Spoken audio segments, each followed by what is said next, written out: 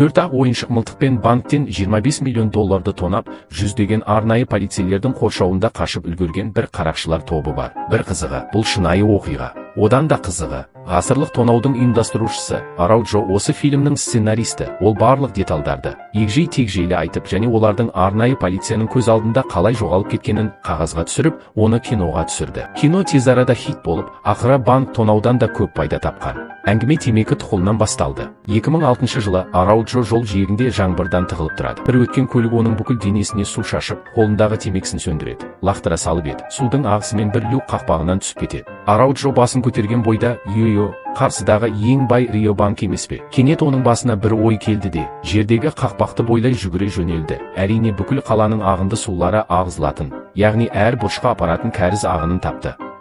Ал ол банкке де апарады. Сондықтан оның ойына сұмдық жоспар келді. Ол банк тонау үшін туннель қазамын деп шешті. Бірақ ол мұны өздігінен жасай алмайтынын білді. Бір жақсысы, оның көп танысы бар. Ол тез арада команда құру үшін бірнеше жақсы достар тапты. Бірақ жұмыс күші жеткілікті, ал қаражат қажет. Өйткені мұндай туннель қазу көптеген техника сатып алуды талап етеді. Сөйтіп, жақсы достарының ұсынысы бойынша ол әрі қабілетті, әрі бай кәсіпқой ұры Марионы тауып алды. Ол алғашында Арауджомен жұмыс істеуге әуре болмады. Оны көндіру үшін Арауджо оны банкке апарады.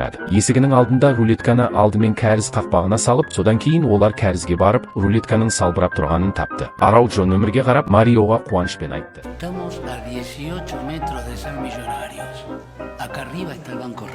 Бұны естіген Марио бірден қосыламын деп шешті. Бәрі жиналып, жоспар құруға кірісті. Алдымен банктың ішкі құрылымын анықтап алу керек. Амалсыз Арауджо камерамен банкке жүгіріп келді де, кірген кезден бастап сатырлатып фотоға түсірді. Осындай дөрекі айқын әрекеті күзетшіні өзіне тез қаратты. Ол Арауджоны ұстап жертөлеге жауап алу үшін апарды. Бірақ Арауджо мүлде үрейленбеді. Бұл оның жоспарының бір бөлігі ғана еді. Өйткені банк қоймасы жертөледе. Тек осылай ғана қалай орналасқанын анықтауға мүмкіндік бар. Жад картасын Арауджо тығып алғандықтан күзетші ұзақ уақыт іздеп, камерадан суретті таба алмады. Күзетші амалсыз кешірім сұрап, Арауджоға кетуге рұқсат берді. Қайтып оралған соң, Арауджо есінде қалғаны бойынша банктың қалай орналасқанын сызып, қойманың орнын белгіледі.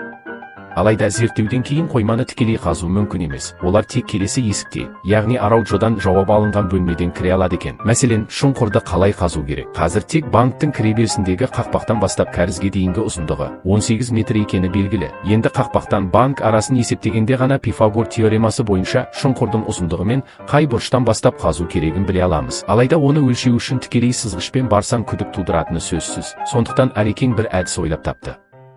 Олар велосипед доңғалағына бір сызық сызып, содан кейін оны банктың есігіне дейін итеріп апарды. Дөңгелектің неше рет айналғанын санап, оны дөңгелектің периметріне көбейтіп, қақпақтан банк арасы 7-1 метр екенін білді. Қақпақтан жағаға дейінгі ара қашықтық 7-1 метр, кәрізге дейінгі тереңдік 18 метр екені белгілі. Осылайша үш бұрыштың екі тікбұрышты қабырғасы болады. Пифагор теоремасы бойынша гипотенузаның ұзындығын, яғни қазылатын туннельдің ұзындығын есептеу оңай. Барлық мәселелер шешілгеннен кейін олар тоннель қазуға кірісті. Бірақ қазып жатқанда Марио тағы бір мәселе ойлады. Банктың қауіпсіздік жүйесі соншалық, егер осылай банкты қазып тесек, сөзсіз дабыл қағады. Оның үстіне қойманың да есігін аша алмаймыз. Олар мұны естігенде елең етіп қалды.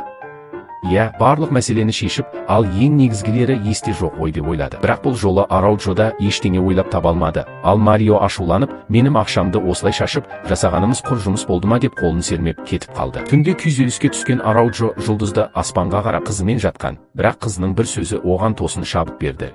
Мен неге ұрлауым керек? Мен банкты тонасам болмай ма? Сөйтіп түнде Марионы тауып алып, жолын тапқанын айтты. Қойма есігі түнде ашылмайды, бірақ күндіз ашық қой. Күндіз банкке кірейік. Содан кейін адамдарымыз екі топқа бөлінеді. Бір топ банкке ашық түрде кіреді. Тонап, сақшы назарын тартады. Ал қалғаны жер астынан банкке кіреді. Қоймаға кіріп, сейфті ашып ақшаны алады. Полиция келсе де қорықпаймыз. Олар бұл кәдімгі тонау деп ойлап, бізді алдыңғы есіктен қашады деп ойлайды. Бірақ біз туннель қазғанымызды ешқашан ойламас. Сондықтан біз туннельді банкке кіру үшін емес, қашу үшін Оны естіген Марионың көздері жайнап, ой өзгерсе нарық өзгереді деген осы екен ғой деді. Келесі күні олар ресми түрде әрекет етті. Саусақ іздерін қалдырмау үшін саусақтарына желім жағып, бір команда туннель қазуға барды. Ал екінші команда бетін жауып мылтықпен бірнеше минут ішінде банкты басып алды. Бақылау бөлмесіндегі күзетші мұны көрген соң бірден полиция шақырған. Полиция тез жетіп, банкты қоршап алғанымен, қарақшылар мүлде үрейленбеді. Алдымен қарақшылар кепілге алынған адамды қақпадан алып шығып, содан кейін қорқып кеткендей артқа шегінді. Полиция Полициялар оларды қақпадан қашайын десе амалы жоқ екен деп ойлайды. Екінші қадам күзетшіні шығару. Бұл жігіттің қолында мылтық бар. Оны ұстау қауіпті. Ол шықса полицияға қарақшылардың қолында көптеген кепіл адамдар бар екенін хабарлайды.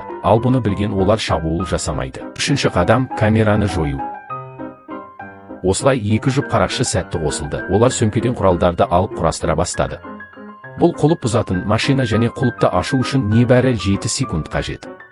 Бұл сейфтердің барлығы жеке меншігінде. Банктер тек басқару ақысын ғана алады. Оларда қанша ақша сақталғанын білмейді. Бірақ тоналған немесе ұрланған жағдайда банктер толық жауапкершілікте болады. Дегенмен бұл сейфтердің кейбірі бос, кейбірі ақша, ал кейбірі алтындар мен әшекейлер болғандықтан кішкене мистери бокс ашқанға ұқсайды. Просто кайф. Ал сырттағы полицейлер бұл туралы ештеңе білмеді. Олар әлі де залдағы қарақшылармен сөйлесіп жатыр. Ал қарақшылар да осыдан ләззат алуда. Әйтеуір олардың ендігі міндеті мистери бокс ашатын екі досына уақыт созу еді. Содан кейін полиция келіссөздер жүргізетін маманды жіберді. Ал Марио онымен қарақшылар жағынан келіссөздер жүргізуге жауапты болды. Бірнеше күн бұрын ол полиция мен қарақшылар туралы келіссөздер бойынша нұсқаулықпен танысып, тіпті актерлік курсқа жазылған.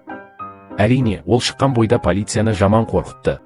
Sácame a toda la gente que está en el techo. No quiero ver un puto rati porque te mato un rehén en vivo y en directo. ¿Me escuchaste? Сарапшы, юптігідік, бұл қарақшы маман ғой деп дереу шатырдағы полицияны шегінуге шақырды. Бұл кезде бір кепілге алынған адам дәретханаға барамын дейді. Бірақ олар басын ауыртқысы келмей оны жібере салды. Ал полиция келіссөздер роль атқарды деп ойлап, шабуыл жасау идеясын бірден тастады. Бұл мистери боксты ашқандар үшін біраз уақытты созды. Бірақ осы сәтте үздіксіз жұмыстан температурасы тым жоғары болып машина жұмысын тоқтатты. Мұндай қарақшыны көрдіңіз бе? Олар кемпірді туған күнде барымталап алған. Бірақ қарақшылар оған туған күніне торт дайындап қана қоймай, басқа да барымталанғандарды бірге туған күн әнін айтқызады.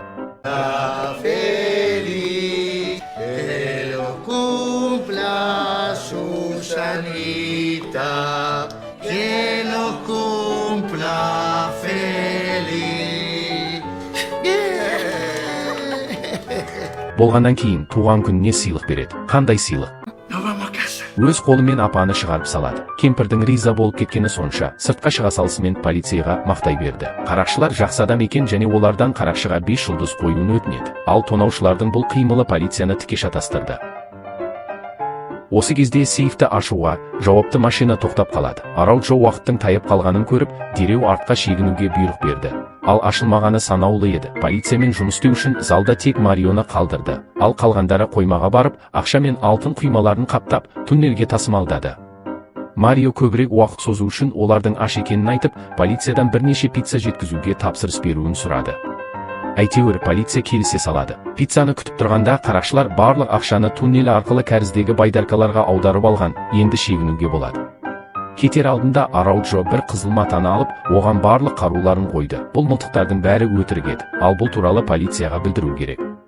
Осының бәрін жасағаннан кейін Араудж мен Марио да шегінді. Осы кезде пицца келді. Полиция Мариоға телефон соқты, бірақ ешкім жауап бермеді. Ол ақыры бірдеңе дұрыс емес екенін түсінді де, бірден адамдарын ішке кіргізді. Әрине, қарақшылар қашып үлгерген. Полицейлер біраз іздегеннен кейін туннелдің кіреберісін тапты, бірақ оған граната байланған. Залдан мылтықтардың бәрі жалған екендігі келіп жетті. Әрине, граната да жалған ғой.